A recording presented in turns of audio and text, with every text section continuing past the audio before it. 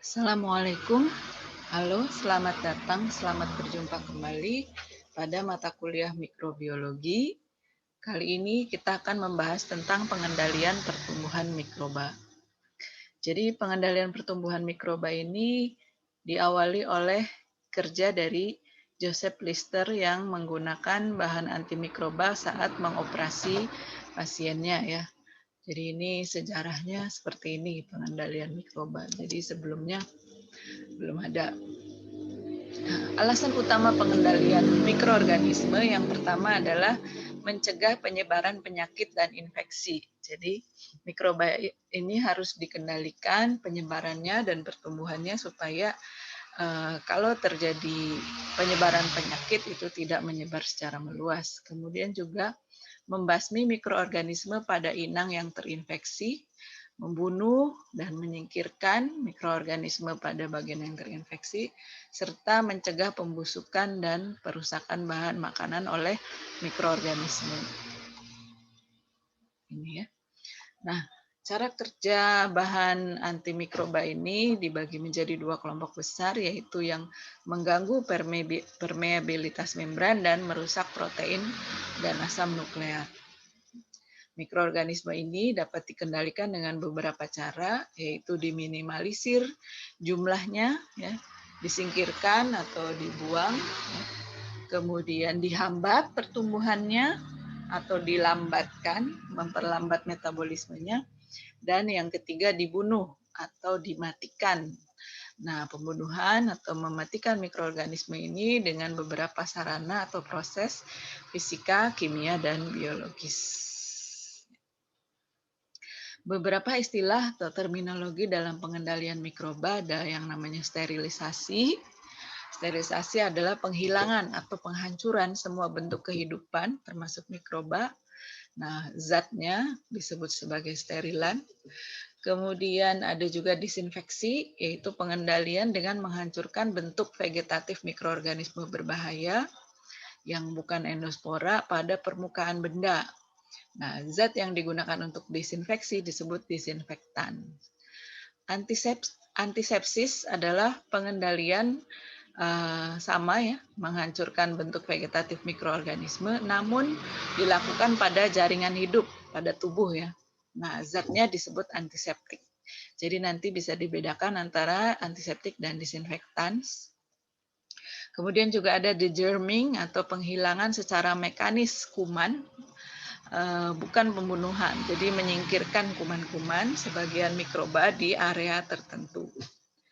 Kemudian ada istilah sanitasi, yaitu menurunkan jumlah mikroba ke tingkat kesehatan masyarakat yang aman dan meminimalkan kemungkinan penularan penyakit dari suatu pengguna ke pengguna lainnya. Nah, biasanya untuk sanitasi ini menggunakan sanitizer. Kemudian ada juga istilah-istilah yang berakhiran sida dan statik, contohnya bakterisida, ini berarti zat yang membunuh bakteri. Sementara bakteriostatik itu menghambat pertumbuhan bakteri. Jadi demikian juga untuk fungi ada fungisida dan fungistatik.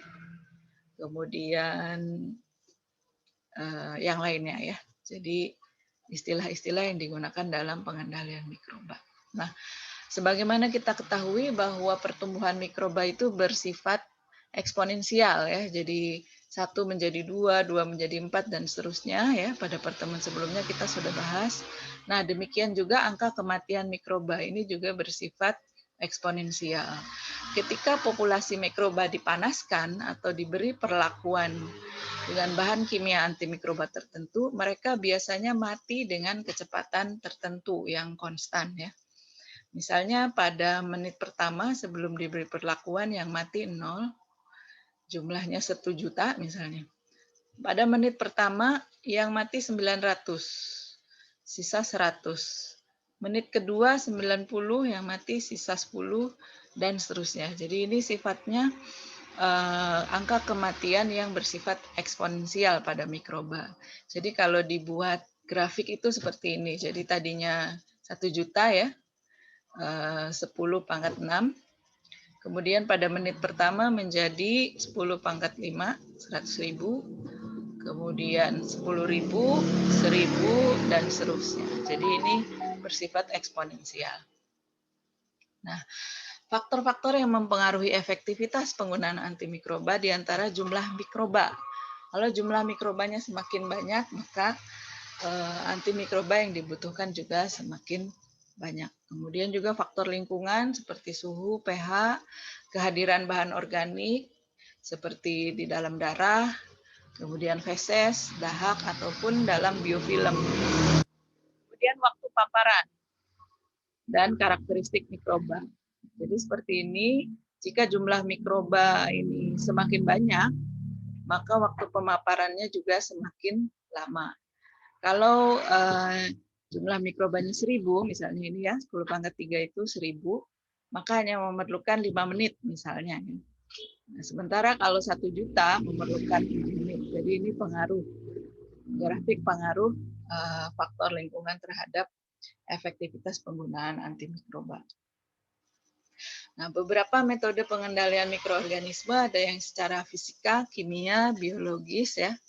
Ini yang kita bicarakan secara fisik dan kimia dulu. Secara fisik itu ada istilah cleaning atau kebersihan ya, dan sanitasi, kemudian suhu tinggi, pengendalian mikroba dengan suhu tinggi atau dengan panas, ada boiling atau perebusan, steaming atau pengukusan, menggunakan autoclave, kemudian pasteurisasi, tindalisasi, UHT, ultra high temperature, oven, flaming, red heating, yang semuanya ini dapat menyebabkan denaturasi protein. Ya, nanti kita bahas satu persatu. Kemudian juga ada metode pengendalian mikroorganisme dengan suhu rendah atau dingin. Ada chilling, refrigerating, atau dimasukkan ke kulkas, freezing, masukkan ke freezer, freeze drying, ya, dibekukan dalam keadaan kering yang menginaktivasi atau menurunkan laju metabolisme sampai ke dalam keadaan dorman kadang-kadang ya. Kemudian pengendalian mikroorganisme dengan mengendalikan tekanan osmotik seperti pengeringan, desikasi ya, pengeringan ada dengan dijemur atau desikasi dengan ditarik menggunakan desikator, dan penurunan aktivitas air lain seperti penambahan gula atau penambahan garam yang dapat menyebabkan lingkungan hipertonik bagi mikroba sehingga sel bisa mengalami lisis. Selanjutnya ada pengendalian mikroba dengan radiasi seperti sinar gamma, sinar X, sinar UV. Kemudian ada pengendalian dengan filter ya. Ada filter HEPA, kemudian ada membran filter, juga dengan menggunakan tekanan tinggi yang dapat mengganggu struktur molekul mikroba. Nah, yang menggunakan bahan kimia bisa disinfeksi, antisepsis, antibiotik, dan kemoterapeutik. Antibiotik dan kemoterapeutik akan dibahas secara terpisah pada pertemuan berikutnya. Nah, ini skema untuk pembagian metode pengendalian mikroba ya. Ada yang secara fisik, kimia, mekanis, dan biologis. Yang fisik ada panas, ada radiasi. Panas kering ya dengan incineration atau panas kering dengan menggunakan oven. Kemudian ada penguapan atau pengukusan, pendidihan ya, boiling, pasteurisasi ya, sini. Kemudian radiasi pengion, non penion. Bahan kimia bisa berupa gas atau cairan. Yang gas itu sterilisasi ataupun disinfeksi. Yang cairan ini bisa kemoterapi, antisepsis, disinfektan, atau sterilisasi. Yang mekanis bisa menyingkirkan ya, kemudian filtrasi, kemudian bahan biologis ya, bisa berupa predator, virus, toksin, atau seterusnya. Ini ada perbedaan ya, disinfeksi, sterilisasi, antisepsis, dan kemoterapi. Sini kita lihat satu persatu, cleaning atau kebersihan dan sanitasi ini sangat penting dalam mengurangi jumlah populasi mikroorganisme di suatu tempat ya. Prinsip dari cleaning dan sanitasi adalah menciptakan lingkungan yang tidak menyediakan sumber nutrisi bagi pertumbuhan mikroba. Pekan lalu kita sudah membahas bahwa kalau kita ingin terhindar dari bahaya mikroba, kita jangan menyediakan nutrisinya. Seperti itu. Jadi kalau kita tidak menyediakan nutrisinya, maka mikroba juga tidak akan tumbuh. Contohnya, jika di ruangan banyak sisa-sisa makanan, itu tentu saja dapat menjadi media pertumbuhan mikroba. Oleh sebab itu, ruangan perlu kita sapu ataupun kita pel ya. Nah, cleaning ini juga sekaligus membunuh sebagian besar populasi mikroba. Ini contohnya ya. Menyapu, melap meja, mengepel, bahkan menyemprot ya dengan air ataupun dikombinasi dengan bahan disinfektan. Selanjutnya ada sterilisasi, yaitu proses menghancurkan semua jenis kehidupan sehingga menjadi steril, biasanya dengan pengaplikasian udara panas atau uap panas ya. Bisa dengan menggunakan autoklav ya, yaitu metode panas lembab dengan uap jenuh bertekanan. Hal ini sangat efektif untuk sterilisasi karena menyediakan suhu yang jauh di atas titik didih, prosesnya cepat, daya tembusnya kuat, dengan kelembaban tinggi, mempermudah koagulasi protein-protein sel mikroba, dan menyebabkan sel-sel hancur. Bahkan endospora yang sulit dibunuh juga bisa disingkirkan atau dibunuh melalui sterilisasi uap panas bertekanan ini. Suhu efektifnya adalah 121 derajat Celcius, tekanan 5 kg per cm persegi dengan waktu 15 menit. Nah, ini alatnya pressure cooker yang seperti kita punya di lab ya, kemudian autoclave elektrik juga kita punya ya, dan retort. Kemudian yang panas kering, ini biasanya digunakan untuk mensterilisasi alat-alat laboratorium, cawan Petri, botol, labo Erlenmeyer, dan seterusnya. Suhu efektifnya adalah 160 derajat Celcius selama 2 jam. Nah, alatnya adalah oven, ya, kita juga punya ya di lab. Nah, ini autoclave yang elektrik, ini memungkinkan penerapan uap panas bertekanan pada suhu di atas titik didih yang dapat membunuh endospora. Jadi ini ada aliran udara, kemudian air ya, uap. Nah, ketika berada di sini dia uapnya bertekanan dapat membunuh mikroba yang lebih efektif, secara lebih efektif. Selanjutnya, pengendalian mikroba dengan suhu panas lainnya ada pasteurisasi, yaitu proses pembunuhan mikroba patogen dengan suhu terkendali berdasarkan waktu kematian termal bagi mikroba patogen yang paling resisten, biasanya sekitar 65 derajat Celcius. Jadi dalam pasteurisasi ini yang terbunuh hanya mikroba patogen dan pembusuk saja. Nah, biasanya bakteri yang tahan panas ini tidak terbunuh di sini.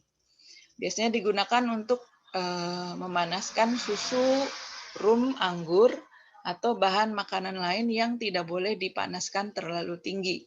Misalnya susu itu kalau dipanaskan sampai mendidih itu bisa rusak ya, komponennya menjadi menggumpal proteinnya. Ini juga alat pasteurisasi modern ya di pabrik seperti ini. Selanjutnya ada tindalisasi, yaitu pemanasan yang dilakukan untuk makanan ataupun minuman kaleng. Tindalisasi dapat membunuh sel vegetatif maupun spora tanpa merusak zat-zat yang terkandung di dalam makanan.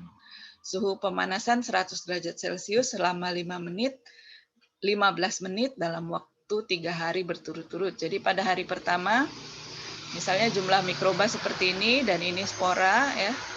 Kemudian dipanaskan 100 derajat, bakteri, sel vegetatifnya mati, tinggal spora.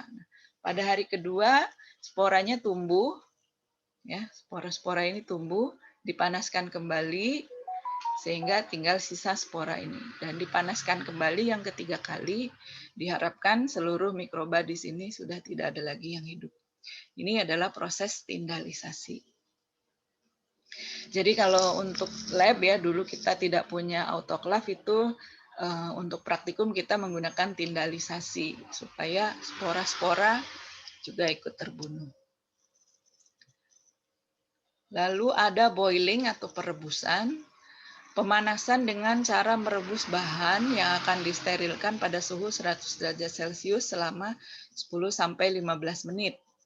Boiling dapat membunuh sel vegetatif bakteri, baik yang patogen maupun non-patogen. Namun spora dan beberapa virus masih dapat hidup, biasanya dilakukan pada alat-alat kedokteran gigi, alat suntik, pipet, dan botol susu bayi biasanya ya. Ini direbus. Kemudian ada red heating ya, dipanaskan sampai membara merah di atas api bunsen atau burner sampai berpijar ya. Ini biasanya digunakan untuk mensterilkan jarum ose atau jarum inokulasi. Lalu ada flaming, pembakaran langsung tapi tidak sampai membara. Ini juga untuk membunuh mikroba yang ada di permukaan sini. Lalu pengendalian mikroba dengan suhu rendah. Nah, ini juga sering kita lakukan ya. Pendinginan baik itu chilling 10-15 derajat biasanya untuk minuman segar ya.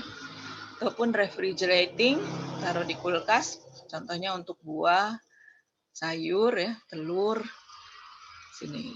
Nah, pada pendinginan ini aktivitas mikroba diperlambat, diturunkan laju metabolisme dan reproduksinya. Jadi tidak mudah busuk. Sementara untuk freezing atau pembekuan di bawah 0 derajat Celcius ini, aktivitas mikroba benar-benar dihentikan. Digunakan untuk bahan yang sangat mudah rusak seperti daging, ikan, dan olahannya. Nah, di rumah punya kan ya, baik itu kulkas bagian refrigeratingnya, chillingnya maupun bagian freezingnya. Nah, ini adalah cara pengendalian mikroba juga. Selanjutnya ada penurunan aktivitas air ya. Bisa dengan pengeringan ataupun penambahan garam dan gula. Untuk pengeringan biasanya dijemur seperti ini, contohnya padi dijemur supaya lebih awet, tidak tumbuh ya. Pengeringan ini membuat kadar air serendah mungkin dalam bahan, biasanya digunakan untuk biji-bijian dan serealia. Sementara penggaraman dan penggulaan ini menurunkan air bebas dan meningkatkan tekanan osmotik, sehingga sel mikroba mengalami lisis. Ada juga bahan makanan untuk memberikan tambahan cita rasa seperti penambahan garam, dipadukan dengan pengeringan ya, menjadi ikan asin. Selain juga awet, juga rasanya enak kalau dimakan dengan nasi panas dan sambal ya. Kemudian ada pengendalian mikroba dengan radiasi, baik itu radiasi pengion maupun non pengion. Ya, misalnya sinar UV dipanaskan dengan sinar UV. Nah, bakteri yang berada di udara atau di benda dikenai sinar UV akan mati. Nah, radiasi sinar pengion, sinar ionisasi ada sinar X, alfa, gamma, ataupun microwave ya. Selanjutnya dengan filtrasi, ada filter bakteriologis seperti ini filternya. Digunakan untuk mensterilkan bahan-bahan yang sama sekali tidak boleh dipanaskan, jadi tidak tahan terhadap pemanasan. Misalnya larutan gula, serum, antibiotik, antitoksin, dan sebagainya. Teknik filtrasi ini prinsipnya menggunakan penyaringan, jadi diharapkan ketika disaring ini mikroba, semua jenis mikroba tertahan di filter ini, membran filter ini. Jadi ini dituangkan, kalau ditunggu netes kan lama, ini disedot. Jadi ada vakum, udaranya disedot ke sini sehingga larutan yang disaring ini cepat turun. Nah ini yang turun ke sini adalah filtrat yang sudah steril ya. Nah, saringan membrannya ini bisa berbahan diatom seperti pada filter Berkeveld atau Chamberlain yang dari bahan porselen maupun dari asbes. Nah, yang sering kita gunakan sekarang adalah selulosa ya. Filter dari selulosa. Lalu ada juga filter udara efisiensi tinggi yang alatnya kita punya di lab, yaitu laminar airflow. Jadi pada prinsipnya udara yang steril, udara dari sini dilewatkan ke filter ya, dan dihembuskan ke sini. Nah, kita bisa bekerja di sini itu dalam keadaan steril. Namanya High Efficiency Particulate Air Filter atau HEPA filter ya. Ini prinsip kerja dari laminar airflow. Jadi udara dilewatkan, filternya di sini. Ya, jadi udara yang lewat adalah udara yang steril. Selanjutnya, pengendalian mikroba dengan bahan kimia.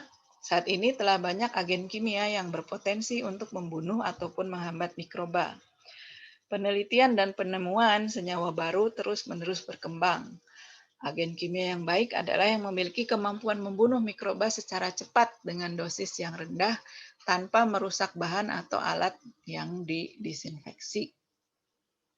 Nah, ini ada istilah disinfeksi dan antisepsis.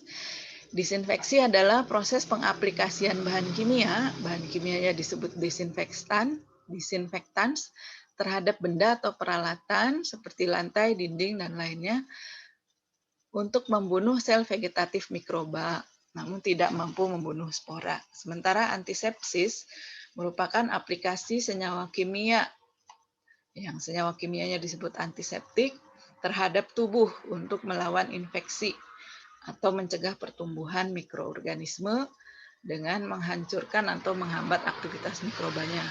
Sengaja dibandingkan ini desinfeksi ya, menggunakan disinfektan pada permukaan benda, sementara antisepsis menggunakan antiseptik pada tubuh. Nah, bahan-bahan kimia ini dapat digunakan sebagai antiseptik dan disinfektan ya. Hanya tinggal nanti sifatnya dapat merusak sel tubuh atau tidak aja. Ada bahan fenol dan fenolat ya. Sini ada asam karbolat, kemudian kresol, ini lisol ya, fenol. Kemudian ada halogen, halogennya ada iodin ya, sini. Baik iodin tinctur atau larutan dalam alkohol ya. Kemudian juga ada iodofor, contohnya betadin. Kemudian juga ada klorin. Kalau iodin kan I2 tadi ya, halogennya iodin, klorin itu Cl ya. Sodium hipoklorit, contohnya sini ya, mereknya Clorox. Selanjutnya ada alkohol. Nah, ini sering kita gunakan ya. Alkohol ini membunuh bakteri, fungi, dan endospora, tidak endospora ataupun virus tanpa envelop. Ya. Nah, aktif dengan mendenaturasi protein dan merusak membran sel. Bisa berupa etanol ataupun isopropanol. Biasanya 70%. Lalu ada juga logam berat. Nah, ini logam berat. Logam berat ini memiliki gaya oligodinamik atau oligodynamic action. Jadi efektif pada jumlah yang sangat sedikit. Ini cara mengujinya seperti ini. Bisa berupa silver atau perak, kemudian merkuri, ataupun kuprum ya. Lalu ada quartz atau quaternary ammonium compounds sebagai argen surface. Lalu ada aldehyde. Aldehyde ini yang kita kenal adalah formaldehyde. Digunakan sebagai pengawet. Ada sterilizer berupa gas juga ya, etilen oksida, ataupun agen pengoksidasi. Contohnya adalah hidrogen peroksida. Nah, hidrogen peroksida juga banyak digunakan sebagai antiseptik dan disinfektan. Cara mengevaluasi disinfektan ini ada dua macam, di sini dijelaskan ya. Ada lagi macam yang lainnya ya, di sini hanya jelaskan dua. Yang pertama adalah metode difusi cakram. Ini yang kalian praktikumkan secara virtual juga ada ya, mengevaluasi disinfektan maupun antibiotik dengan kertas cakram. Metode difusi cakram ini digunakan di lab untuk mengevaluasi kemanjuran bahan kimia. Cakram kertas saring, ini kertas saring digunting berbentuk cakram. kemudian dibasahi atau dicelupkan ke dalam bahan kimia yang akan diuji dan ditempatkan di agar cawan yang telah diinokulasi mikroorganisme uji. Sini misalnya mikroorganisme ujinya Staphylococcus aureus, yang ini Escherichia coli, yang ini Pseudomonas aeruginosa. Nah, setelah diinkubasi, bahan kimia tersebut disebut efektif jika ada zona jernih atau zona inhibisi yang mewakili penghambatan pertumbuhan di sekitar kertas cakram. Nah, ini efektif. Ini tidak efektif karena tidak ada zona hambat. Ini efektif juga. Ini tidak efektif ya. Bisa kita bandingkan 4 zat antimikroba yang sama menguji 3 bakteri uji yang berbeda memberikan hasil efektivitas yang berbeda. Sementara untuk minimum inhibitory concentration atau MIC adalah pengujian konsentrasi hambat minimum. Serangkaian peningkatan konsentrasi agen antimikroba disiapkan, lalu diinokulasi. Nah, konsentrasi yang paling bening yang pertama ini adalah MIC. Jadi misalnya ini yang konsentrasi paling rendah, ini konsentrasi paling tinggi, konsentrasi bahan antimikrobanya ya. Nah, ini masih tumbuh mikroba, ini juga mulai sedikit, tapi masih ada pertumbuhan mikroba ini, masih ada. Nah, di sini tidak ada sama sekali pertumbuhan mikroba, dan ini juga, maka konsentrasi ini tidak perlu dipakai. Yang dipakai adalah konsentrasi ini.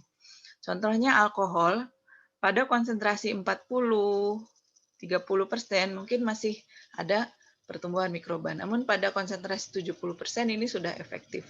Maka konsentrasi 80 atau 90 bahkan 100% itu tidak perlu digunakan karena 70% sudah efektif. Itu ya, minimum inhibitory concentration.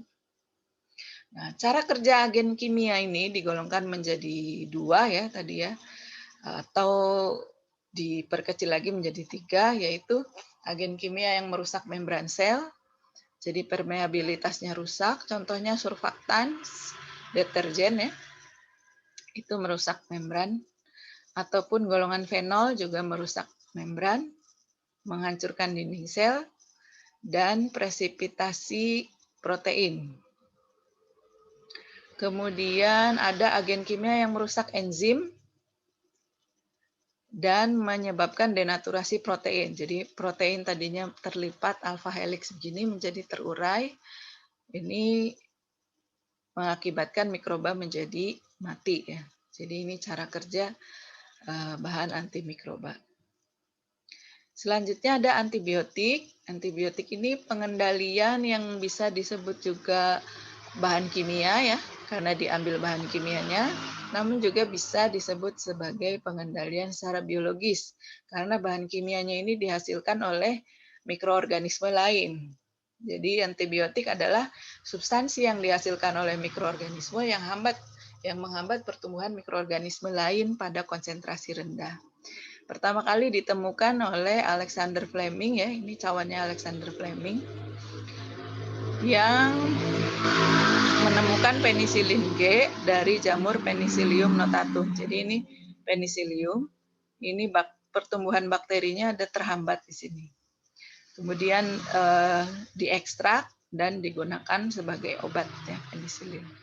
Ini untuk mengukur zona hambat seperti ini, diameter zona hambat. Cara menginokulasikannya seperti ini.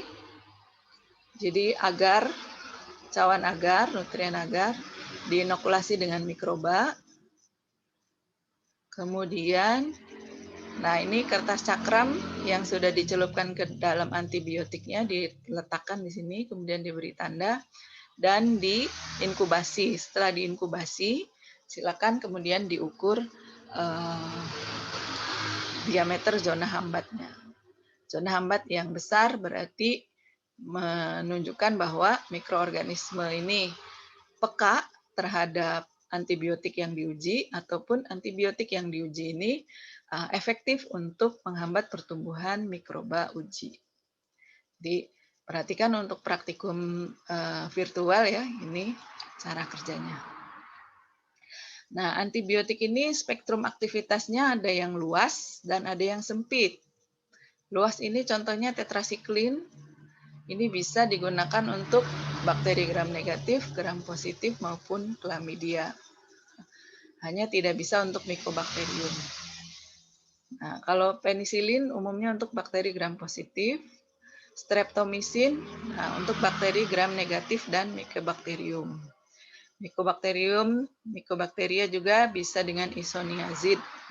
Untuk fungi biasanya yang berakhiran azol, miconazol, ketoconazol, ya.